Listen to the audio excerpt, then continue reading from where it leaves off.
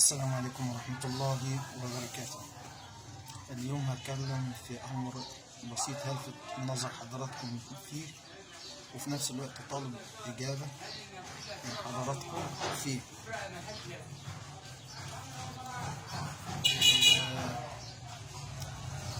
حديث سيدنا النبي عليه الصلاة والسلام: من كنت مولاه فعلي مولاه. والحديث الثاني: أنا مدينة العلم وعلي بابها، فمن أتى العلم فليأتي الباب. مثل هذه الأحاديث طبعا اتضعفت، معروف هي اتضعفت في عهد مين؟ طبعا بني أمية. واغلب كتبة الاحاديث واغلب الكتب اللي هي كل الناس بيقول لك بتاع السلف الصالح وكتب الاحاديث كتبت على هوى النفس في العهد ده. طيب سيدنا الامام علي،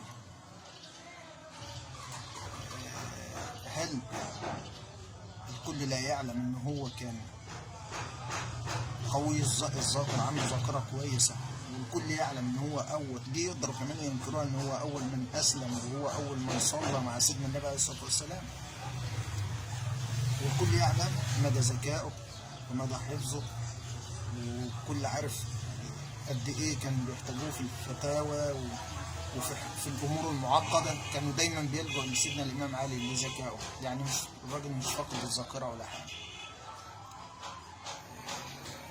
طيب فين الاحاديث بتاع سيدنا الامام علي؟ انت لو هتدور اصلا على الاحصاءات بتاع الاحصاء بعدد الرواه هتستغرب اصلا. شوف سيدنا الامام علي فين.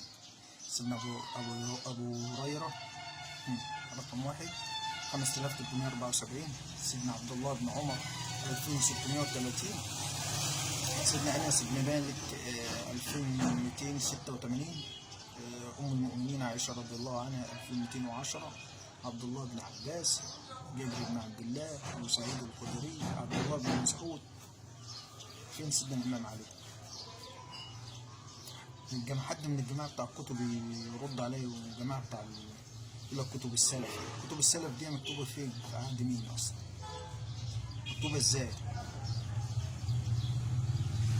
مكتوبه في عهد وفي عصر منتصر او ماسك حكم. حد يجاوب.